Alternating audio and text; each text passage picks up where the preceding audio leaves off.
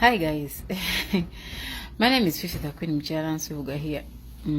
Too bad, mbade nino komao menye ndukako ku level M eyentegeera y'abantu y'ebintu ebimu ku nsonga gye nayogedeko ya success card. For starters, nabagambye naade nkola video nti bangi temujja kutegeera because okutegeera siteeka. And it's normal for one not to understand a certain thing. It is very normal. Kati kuba totegedde teweekaka commentinga ku kintu because you end up looking like a fool. Mukitegeera osobola eyo post ogiyitako ate no commentinga ku ndala gy'onooba otegedde. Another funny thing is nti abatategedde obadde bwe mukola posts zammwe you make sure you tag me. Choka matete mwategedde yenna. Stella kwagala kwetaba amazina gambizi naye wadde misinde gyazo. But let me just educate you guys on what I said.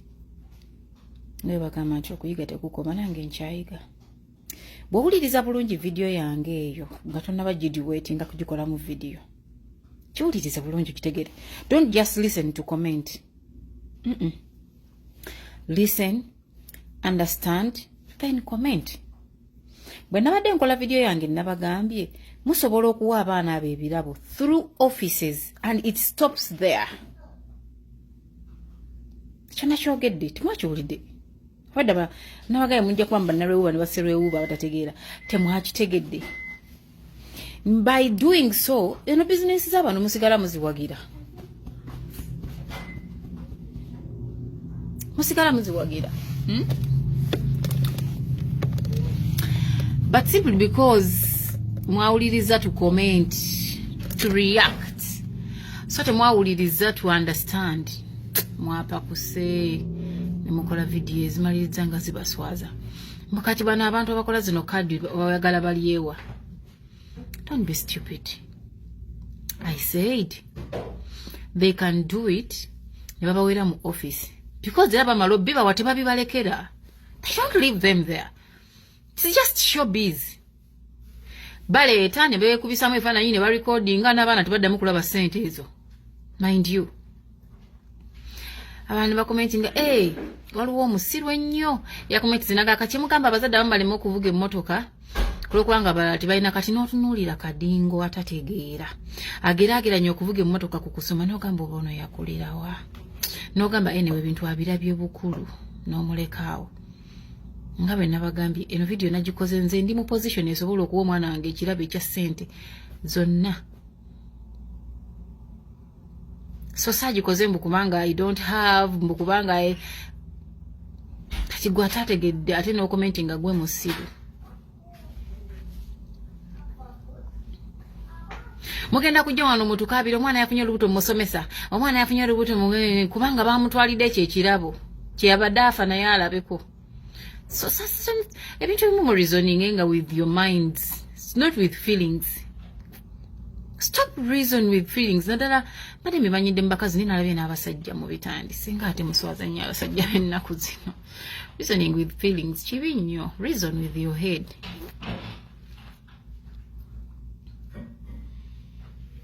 Omanya abaana basinga obunaku mu masomero basinga n'osoma obulungi okusinga bano bawe ebirabo.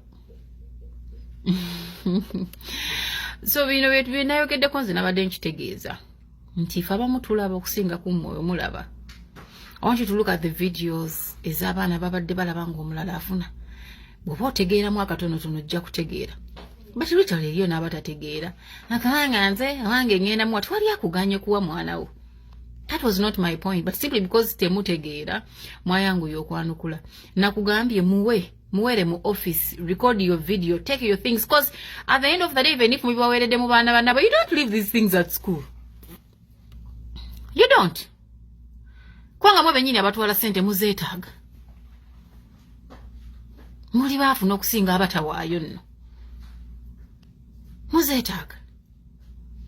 Another thing I said, ntino mbawere mu office, kitegeeza ziri business nchazi supporting. So someone wakes up in the morning, nagamaka kati, ate zino videos oyagala balyewa. You didn't think, you didn't listen.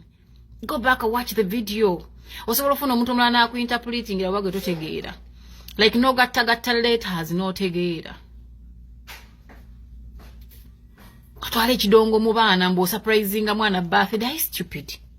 As a parent, are you okay? Omuntu omu yawandise n'agamba abazadde be Uganda balina amaalo mutuufu. I think maalo g'abazadde be yabadde mutuufu ogamba nti abazadde be Uganda balina amaalo. Kati mulaba bipya mbu bye biriko. Tebiriiko. You're just misleading abaana baneeno mbu ffe twakula abazadde baffe batubuulirira nti era ekitali kikyo si kikyo fa ku kikyo. Mwenna ababyogera abasinga muli ba school dropouts. Ekyokubiri mwafunira embuto mu masomero. Ekyokusatu babeebakangako ku masomero, not because you were prostitutes, no. Because you wanted to get something your parent cannot give you. Ebyo mubyogerera wano mu kamera na mu comment, kusanyusa abasoma comments. Naye ffe munnanga basoma ku mbeera z'abantu, we know. We know. Kakyogamba gwe wali musanyufu nnyo nga banno bafuna nga tofuna. Like seriously, can you tell me that? Nze sisobola kulimba mbu nali musanyufu. Sisobola. Era nalinganga ngoma naye nga nnumwa. Tuli mu mulembe ogwegomba, tuli mulembe oguli ku internet, gwe wali ku internet. Eyeeyogeza ebintu bya P1B. Notunulira omuntu omukulu nga reasoninga nga akaana akato. And reality gye tubagamba. Abazadde mwe benyini bamugenda kujja mugamba basomesa baagala abaana baffe. Nengwe because of this. Musindikiriza nnyo abaana. And you hear yapping. Nanga yiwe mwogera ko temubitegeera. Omanya abazadde be Uganda batabavuma mutemutegeera. Video tewagitegedde. You rush to duet it and you tag me simply because you're stupid. Nakugambye oba omwana ekintu ekiri extra wuliriza bulungi video eyo kimuwere mu office so si mu maaso g'abaana banne. People, hey, ffe twakulira mu mbeera mbi tulina okuwa abaana baffe ebintu tetukuganye, but can you do it in an office?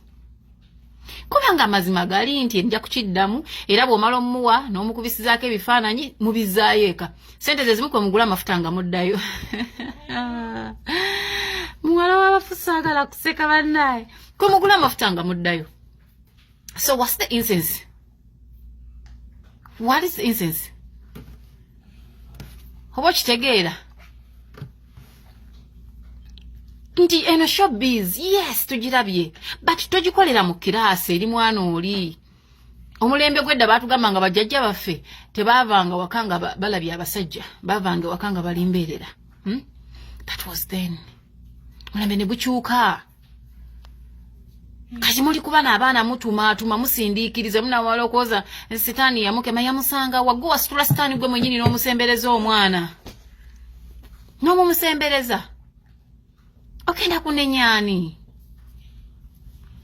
Odde kubasomesa ovumaganye. Abavubuka batwagalira abaana baffe. Hey, naye ajja kuleeta ekimuli eky'G3. You people, wake up. Style up. Okompayalinga okuvuga emmotoka kukusoma. Are you stupid? Ovuga mmotoka kinageze nengenda ku profile yo ng'oli mu kimotoka oba kino kibikinzi bayita enseenene. Nengamba kati ono muddemu ekiddala. Kozi nali jala kula kukika ky'emmotoka munnange kyovuga. Mulekerawo okutijja n'ebintu by'omwakalaba obukulu mbw azifu mwe musoose. You're not. Omanyi lwaki amasomero agasinga gagaana okuleeta emmere ku viddi kwewala bizibu ebyo. Ne bagamba abalala kati ennaku zino totwala na byakulya. Gwe twala ssente ziwa abasomesa bagabira bafumbi bawa abaana kye basobola. Kubanga abasomesa babonaabona n'abaana bammwe. Abaana bamu mubata ku masomero nga babbi. Abaana bammwe balina agazaagabi. Ne babba ebyokulya by'abaana. Kubanga takirina ono akirina omusomesa okwewala drama. Ne bagamba mumanyi ffe tetukyayagala byakulya mu masomero. Gwe leeta mwana wo sente zibekula basale $5 ziwe omusome ziteekeyo zisayiningire. Bewala bizibu nga bino. But because gwe wasoma omugigi gwe olowooza otegeera nnyo, you come and bring no sense here. Listen, watch it, understand it, comment. Bw'oba totegedde funa neighbor akugattire fena twebuuza. Ayagala zina business ziri wano omuntu yana amaaso ne gakuluma. Wawulidde nkugamba nti bazigale. Asasira. Kati mutegedde musimwe omuzengako. Fife za Queen mukyala nsubugo mu bwenti.